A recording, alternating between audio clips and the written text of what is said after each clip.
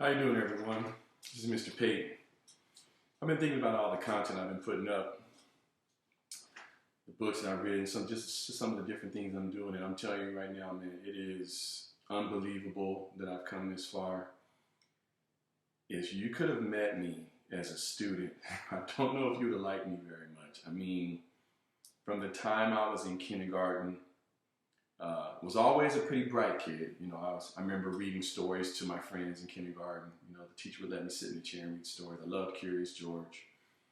You know, in first grade, second grade, I got in trouble for, you know, fighting, pushing people, all that kind of stuff. One time in particular, I pushed a girl.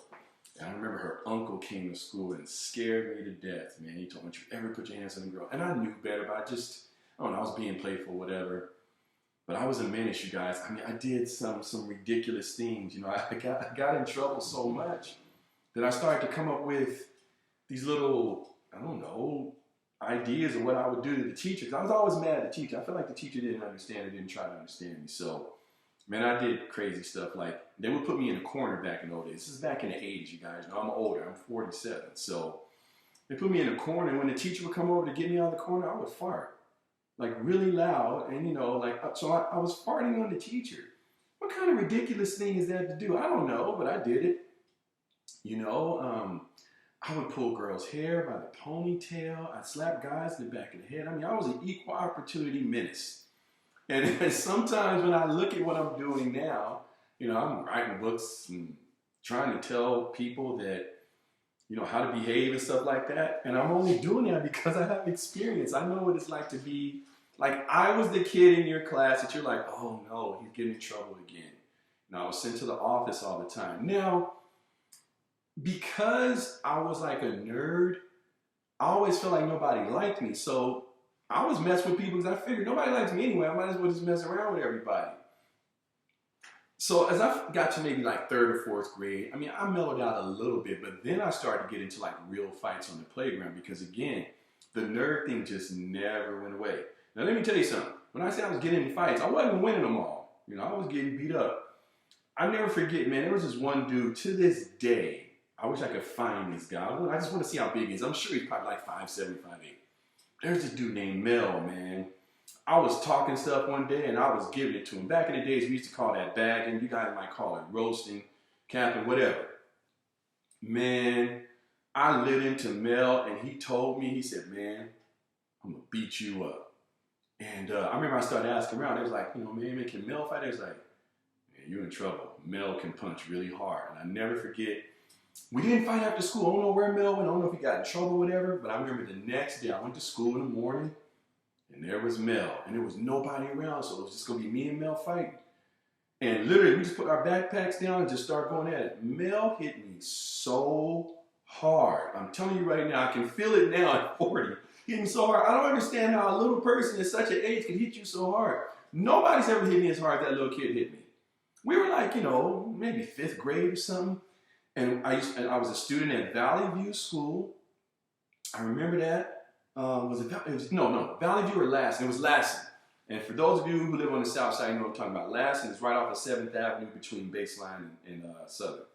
But, man, that dude Mel hit me so hard. And I just remember, man, you know, if I can survive Mel, I can survive anything.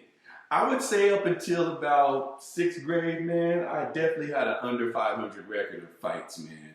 I don't know, to me, if you talk stuff to me, I had to fight you. And so I didn't fight, like I said, because I was good at it.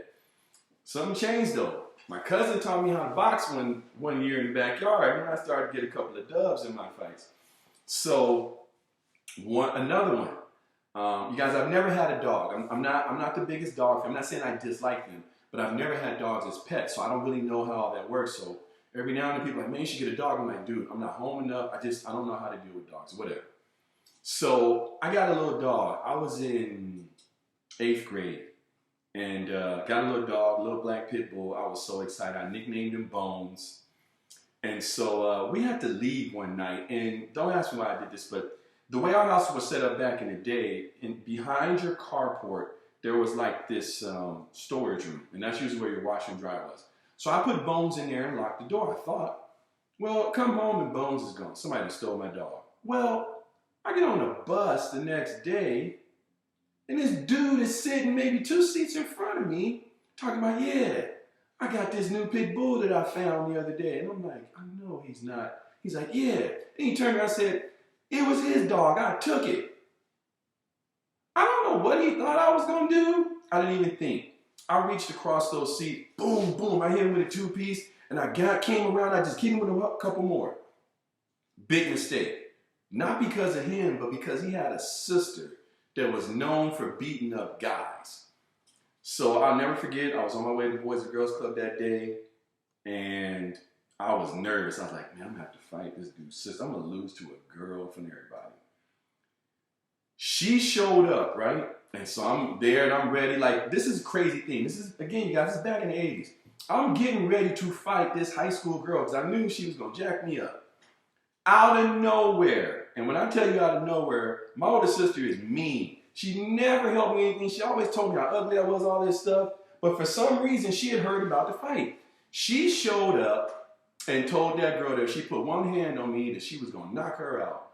I didn't know. I knew my sister could beat me up. I didn't know she could fight. That girl turned around and left.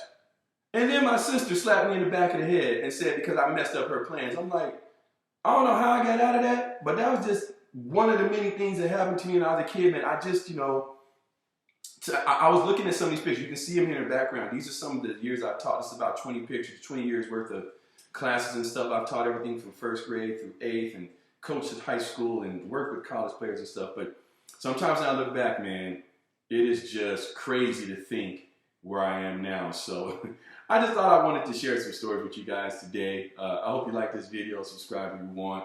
I hope everybody's having a great day. Take care.